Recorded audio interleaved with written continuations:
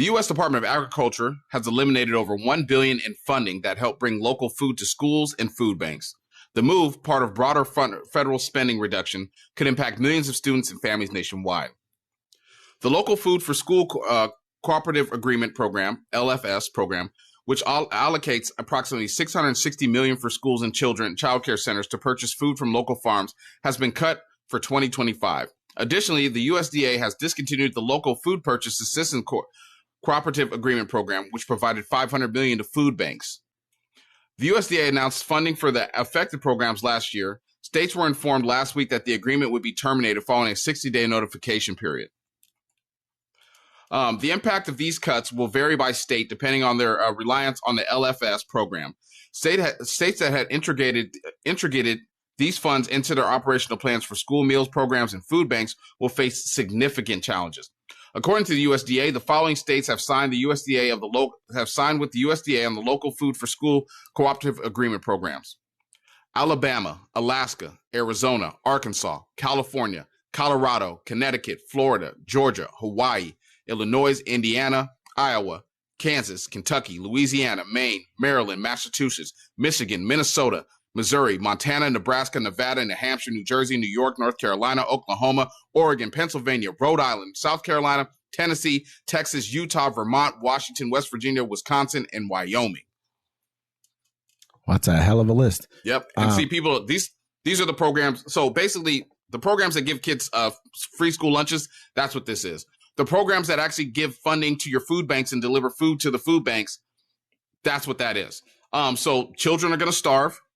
Already people that are down and out, and the food banks, what a lot of people rely on. You know what's crazy? I was thinking about this. I've been thinking about this because this happened a couple days ago, and we're reporting on it today. This all could have been avoided. You know, not even from the last election. Let's talk about this, folks. How long have you been down and out? How long have you known somebody that's been down and out? How long have wages been low?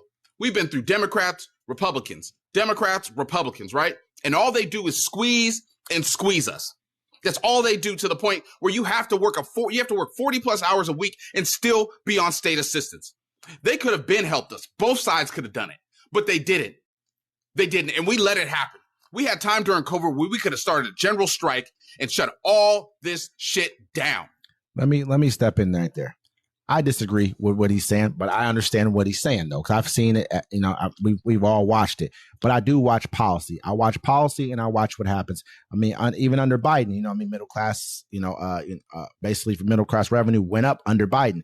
We look at, you know, where do jobs kind of tend to always go up under Democratic presidencies. When people have jobs, people have prosperity, they can gain things in life. You're not seeing that under Republicans. You see job loss, you see recessions, you see drop off under Republican leadership consistently. So to me, give yourself a little. If we had like a 12-year, 16-year run of people who we held accountable, because you got to hold people accountable. You can't just sit back and let people just, you know, I mean, kind of skate by and think that they're going to be getting elected every single time. However, getting back to this main core, you know, fact, they're cutting $1 billion out of food programs for kids.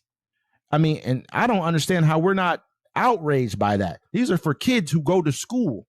This is for people at food banks. This is the poorest among us. This is not always the poorest among us. Sometimes it's people who have jobs who just cannot, you know, rent's too high. You know what I mean? Things happen. They said that, what is it, 70% or more of Americans don't have $1,000 in a bank account, don't have $500 or whatever in their bank account. This is a lot. That's a lot of people. One problem, car breaks down, anything happens. You get a red light ticket. I mean, you're sitting here, you're cooked. You know, it just, I mean, a medical bill, anything. You know what I mean? So we're not looking at this. This guy is coming out here basically cutting programs for people who need them. Just like Elon Musk said.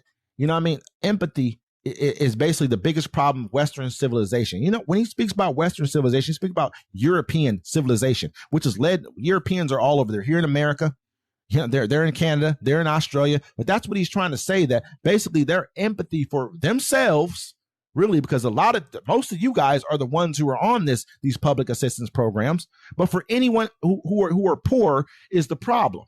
He's basically saying that we should have kept smashing as hard as we could, but it's not, that wasn't really the truth. The truth of the matter is people start rising up against you. And it's the end of this whole entire civilization, end of this whole entire way of life is the real true core. But now, before the end of this thing, what they're basically going to try and do is suck the life out of whatever's left over. They're trying to take every last dime from the people who are here. Hold up. Let's cut all the programs to the people. Let's give it all to the wealthy. That's pretty much what they're saying. Yep. It's crazy. Y'all voted to make sure illegal immigrants couldn't steal your jobs. And now a couple of them are taking everything from you. And ladies and gentlemen, we're going to leave you with that. This is Uncommon Courtesy. Until next time.